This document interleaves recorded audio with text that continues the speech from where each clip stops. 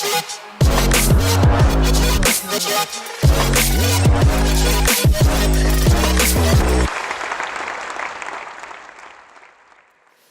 I want to talk to you about a story, a question rather, that has been stuck in my head for quite some time now.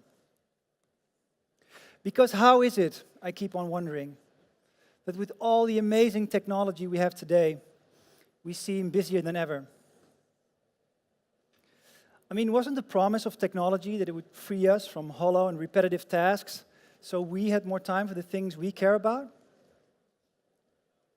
Apparently not, because here we are, almost obsessively, refreshing our timelines and responding to notifications for the better part of each day. Did you know that outside of work, we spend over 6 hours per day behind screens now? And of those 6 hours, at least 2 are in social media, meaning most of us spend more time looking at our friends on a screen than actually hanging out with them. To make matters worse, research shows that we spend almost 3 times longer on the apps and websites that we associate with negative emotions on the long run. I think the question we all should be asking ourselves is, how did we become so careless with our time?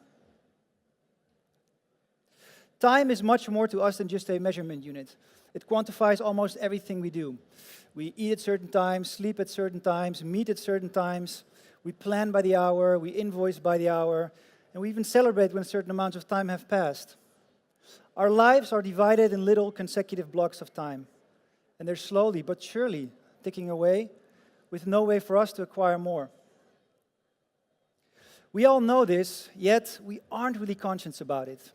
And as a result, we spend most of our lives presuming that the time we have left to do meaningful things is almost infinite. However, when you really start counting, you'd be pretty disappointed. Imagine you're 32, like me, and let's say you live to 80. That will give you 48 more years to live. 48 more summers, probably less in great health. Now just imagine the thing you love to do most. Perhaps it's playing football and you play a game every single week. 1,300 games left. Or perhaps it's reading and you read a book every other month. 300 books left. Or perhaps you love skiing, but you only go once a year. That's 30 ski trips left. It's kind of depressing when I put it like that, right? It gets worse when we look at the time we spend with our loved ones. Just take a second to think about your parents. Perhaps they're 62 like mine. And let's say they also live to 80. It will give them 18 more years to live. Just 18 more summers. Probably less in great health. Now, I don't know about you, but I visit my parents around once a month, and my visits usually last around 4 hours. That's like 800 hours left with both of the people I care about most. In comparison, I'll easily burn through the same 800 hours behind the screen in well under 6 months. Not at work, in my free time. Doing lots and lots of very unimportant stuff.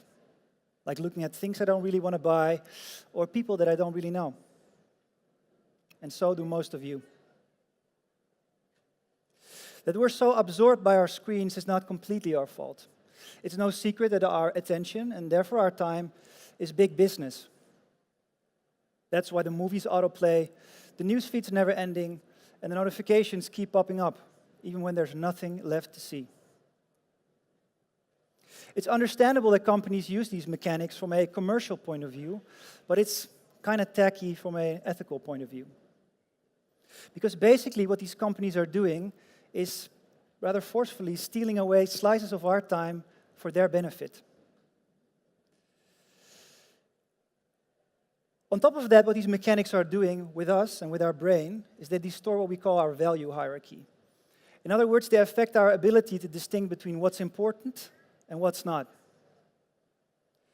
And as a result, we increasingly confuse being happy and fulfilled with being entertained and busy. And with designers becoming more crafty, data sets becoming richer, and technology becoming more embedded in our lives, and perhaps at some point even our bodies, I don't think this problem won't go away by itself. Now, I'm not saying we should all stop making apps and go on digital detox and become yoga professionals. I love technology and all the amazing stuff it brings us. But I am saying that a lot of the time we spend behind screens is simply wasted, and we need to do something about it. For ourselves, but especially for the coming generations. I believe we as makers have a special role in this. And I don't believe for a second that the solution is in creating less digital experiences, but in creating more mindful digital experiences. If we can use our power of storytelling and retargeting and persuasion to take people's attention and time, why don't we start using it to give it back to them?